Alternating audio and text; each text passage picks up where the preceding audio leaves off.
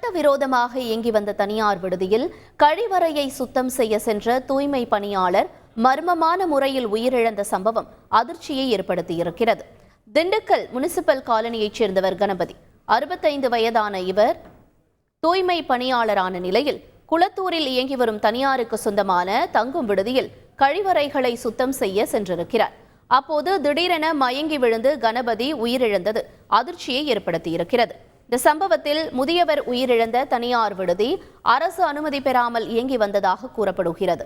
இந்நிலையில் தூய்மை பணியாளரின் மரணத்திற்கு நீதி கேட்டு அவரது உறவினர்கள் திண்டுக்கல் அரசு மருத்துவமனை எதிரே சாலை மறியலில் ஈடுபட்டது பரபரப்பை ஏற்படுத்தியது. சம்பவ இடத்திற்கு விரைந்த திண்டுக்கல் நாடாளுமன்ற உறுப்பினர் சச்சிதானந்தம் உரிய நடவடிக்கை எடுப்பதாக உறுதியளித்ததை அடுத்து அனைவரும் கலைந்து சென்றனர். ஆசிட் போட்டு கழுவி பாதி வரைக்கும் கழுவி இருக்கிறாரு. பாதி சுத்தம் பண்ணிட்டு எங்கள் அப்பா அங்கேயே மூச்சு தண்ணி இறந்துருக்கிறாரு. இதை நாங்கள் கேட்டால் உங்கள் அப்பா வரல, நாங்கள் கூப்பிடவே இல்லைன்னு சொல்கிறாங்க. காவல்துறையிட்ட போய் கொடுத்தா இது என்ன உண்மையாக போயா நாங்கள் கேட்டுட்டு தான் உங்களுக்கு அடுத்தது நம்ம நடவடிக்கை எடுப்போம்னு சொல்கிறாங்க. இதுக்கு நாங்கள் இன்றைக்கி எங்கள் குடும்பம்லாம் ரோட்டில் அனாதை நிற்கிது. நாங்கள் ரோட்டில் நிற்கிறோம், எங்கள் அப்பாவை தவிச்சு விட்டு ரோட்டில் நிற்கிறோம். எங்களுக்குன்னு யாருமே இல்லை. எங்கள் தோழர் எங்கள் கட்சிக்காரங்க எல்லாரும் சேர்ந்து எனக்கு இது நல்ல வழி காட்டணும்.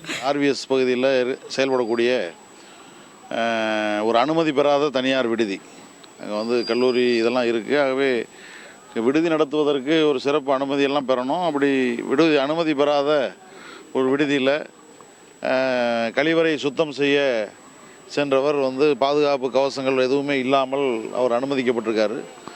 அந்த சூழ்நிலையில் ஒரு கழிவறையில் அந்த விஷவாயு தாக்கி அவர் மரணம் அடைஞ்சிருக்கிறாரு. நடந்த சம்பவத்திற்கு அந்த தனியார் நிறுவனம் தான் அதற்கு பொறுப்பேற்க வேண்டும். செய்திகளை உடனுக்குடன் தெரிந்து கொள்ள உடனே சப்ஸ்கிரைப் பண்ணுங்க.